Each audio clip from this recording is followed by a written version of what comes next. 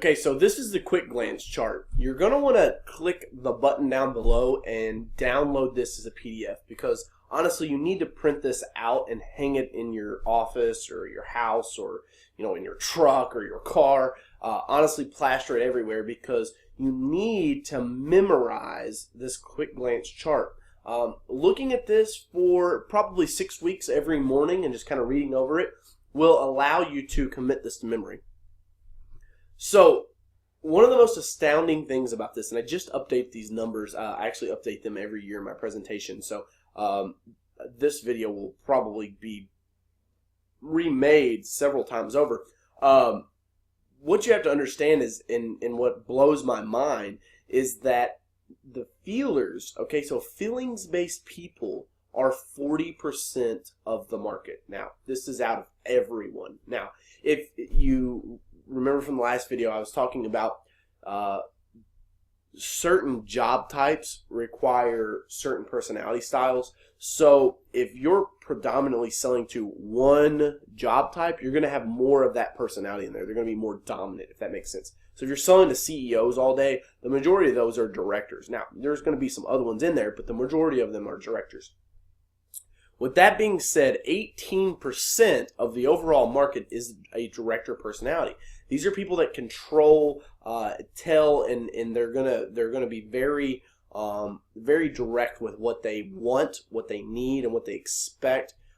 They're gonna make decisions based out of ego. I need you guys to think of people like President Bush, George Steinbrenner, and their primary question is what. Okay, so what is it? What's it cost? What's it do for me? And what's the time frame to get it in? So that is the what. It's very, very to the point. Directors are actually my personal favorite because I can close them on a one call. So I can do a one call close on these guys from the understanding that they're like, let's roll, let's get this thing done. Okay, 14% of the market is thinkers. These are the people that are very controlling. They tell you exactly what they want. They're ego-based. Greenspan and Mozart, you have to understand their primary question is how, for the simple fact that they want to know how it works. How does it work? How does it solve my problem? And so as you start to structure your sales pitch based on their personality style, and we start discussing the service with them, these are the people that you want to talk technical with, okay? So for the power washing, the lawn care, the window cleans, talk about your equipment. So whatever it is, the HVAC, the plumbers, the painters, talk about numbers, okay? Tech sheets, anything. We need to give these people as much information as possible, okay? So when they ask you questions like how, ba-da-da-da-da, ding, ding, ding, there's something else that is another tip. So, or another tip-off that they might actually be a thinker. 28% is talkers. And these are the people that are going to tell you how it is. They're very feelings-based. They're very how can I say this? Very easily distracted. Okay, so they're all over the place. You have to make sure that when you're talking to these people that you make it fun for them, okay? And we'll talk about that when we get into the styles and closes, and when it stops being fun, they're done, okay? That's what you guys have to remember. When it stops being fun, they're done, all right? So here's another thing. Richard Branson, Princess Diana, these are people that were the talkers, the influence, big smile. You have to think about these people that they're all over the place. They're really out there. Their primary question is who. They want to know who is going to say, hey, nice car. Hey, notice you got your house washed. How's it going to increase their social status? Okay? So, oh my gosh, your friends are going to be amazed when they come over and the carpets are nicely clean. Oh my gosh, the windows look amazing. Your friends are going to talk about it. It's the same reason in the automobile industry why you go on test drives. And when you're in a test drive, a good salesman will say, well, is there anybody that you know close by that we could swing it by and show it to them, see what they think? If you're a talker personality, I'm going to use that tactic to try to sell them because, hey, Let's go find somebody else to make this more fun. You want to show, hey girl, check out my car, right? You want to make sure that we're enacting that side of their personality. 28%.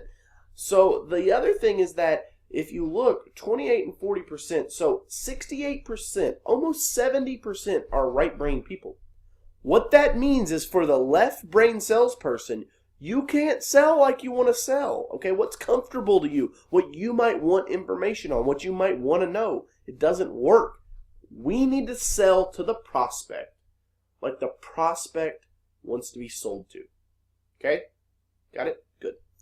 Feelers. Ask feelings based. Okay, they're going to ask questions. Oh, I don't really know. This is people like Oprah, right? You get a car, you get a car, you get a car. It's someone that's very giving, very emotional. A lot of the times this is going to be a female personality style, unless you can pick up on it. When you're talking to guys, okay, it's funny because it's opposite end of the spectrum.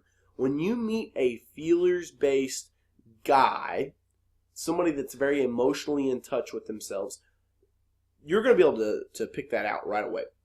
On the flip side of that, when you meet a woman and she's a director, you're going to be able to pick it up very easily, okay? Because they're a smaller demographic. When you break it down into smaller chunks, it's a smaller batch, okay? All right, so director, 18%. We need their primary question is what? Thinker, primary question is how. It makes up 14%. The talker, primary question is who, makes up 28%. And the feeler, primary question is why. So why are we doing this?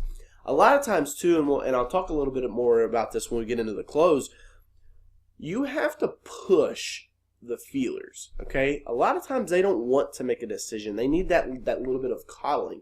So here's the funny thing about that. When I get guys that say, oh, I don't like to pressure, I don't like to do the hard close, I don't like to make my customer feel uncomfortable. You have to understand, if you lay out your service and Mr. and Mrs. Prospect loved it and they liked it all along, but then they're like, I don't really know what to do, then you need to make sure that you can encourage them to make the decision. So it might sound something like this. Mr. and Mrs. Prospect, what I've laid out here for you is 3 different packages. Always offer tiered pricing. 3 different packages. In the 3 packages here, we've got this, this, and this. Well, DJ, that sounds good.